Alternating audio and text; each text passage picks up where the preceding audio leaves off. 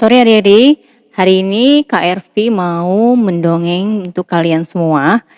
Hari ini Kak Ervi udah bawa buku dongeng ya, judulnya Raja Hutan yang Adil. Sudah siap mendengarkan dongeng dari Kak Ervi? Tutup mulutnya, krek. Oke, kita siap ya. Raja Hutan yang Adil.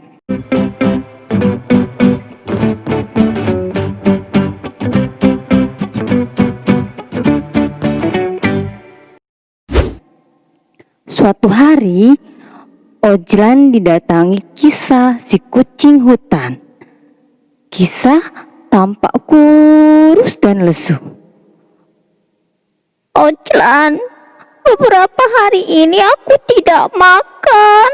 Aku tidak mendapat jatah makan darimu. Sepertinya Miko si musang yang mengambilnya.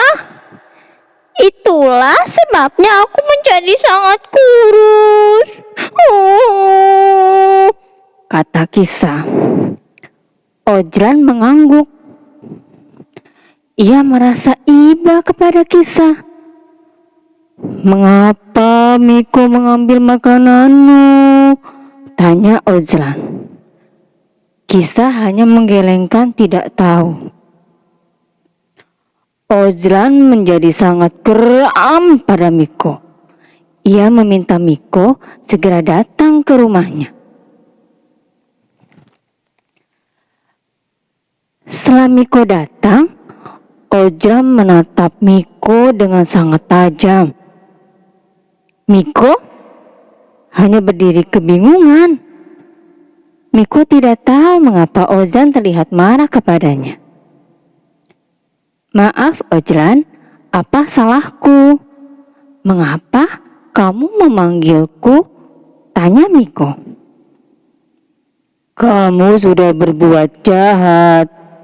Kamu mengambil jatah makanan Kisah, sehingga ia menjadi kurus dan kelaparan. Ujar Ojlan. Ojlan, aku tidak pernah mengambil makanan Kisah. Sudah beberapa hari ini aku juga tidak makan. Aku juga tidak menerima makanan darimu.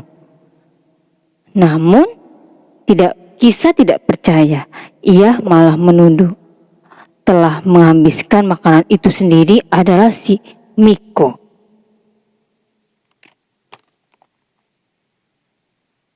Ojlan pun terdiam. Miko sepertinya tidak berbohong. Ojlan kemudian berpikir keras. Ia tidak bisa menghukum Miko tanpa bukti. Ia juga tidak bisa mempercayai Kisah begitu saja. Ojlan harus berbuat adil untuk menyelesaikan masalah ini. Ojlan pun memanggil Sumi si kera. Kemarin, Sumi yang disuruh mengantarkan makanan ke Miko dan Kisah.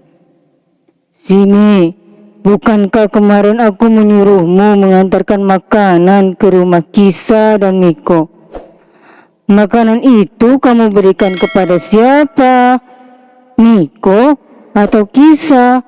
Tanya Ojlan. Maaf Ojlan, makanan itu tidak kuberikan kepada keduanya. Saat itu mereka tidak ada di rumah. Jadi aku menitipkannya pada Kripi, si landak tetangga mereka. Jawab si Sumi. Ojlan mengangguk mengerti. Apa yang terjadi pada Miko dan Kisah hanya salah paham. Rupanya Sumi menitipkan makanan kepada Kirpi. Kirpi lupa memberitahu Miko dan Kisah untuk mengambil makanan mereka. Miko dan Kisah saling menuduh salah satu dari mereka telah menghabiskan makanan itu. Bersama Ojlan dan Sumi, Miko dan Kisah pergi ke rumah Kirpi. Ternyata makanan dari Ojlan masih utuh disimpan Kirpi. Oh, maafkan aku, kata Kirby dengan rasa bersalah. Aku lupa memberitahu kalian tentang makanan ini. Miko dan Kisa mengangguk mengerti. Mereka membawa pulang makanan masing-masing. Sebelum pulang, mereka saling meminta maaf. Maafkan aku, Miko, karena telah menuduhmu mengambil makananku, kata Kisa. Iya, maafkan aku juga ya, Kisa, balas Miko. Ozdan bersyukur masalah ini selesai dengan baik. Hampir saja ia hendak menerkam Miko, padahal Miko tidak bersalah. Sekarang Ozdan semakin yakin untuk selalu menjadi raja yang adil. Untuk menjadi raja yang adil, ia tidak boleh mendengarkan penjelasan dari satu pihak saja. Ia juga harus mendengarkan penjelasan dari yang lain. Ia juga tidak bisa memutuskan seenaknya tanpa bukti yang jelas. Hal itu sudah tercantum di Quran Surat Al-Maidah ayat 8, yang artinya berlaku adillah karena adil itu lebih dekat kepada takwa, dan bertakwalah kepada Allah, sesungguhnya Allah Maha Teliti apa yang kamu kerjakan.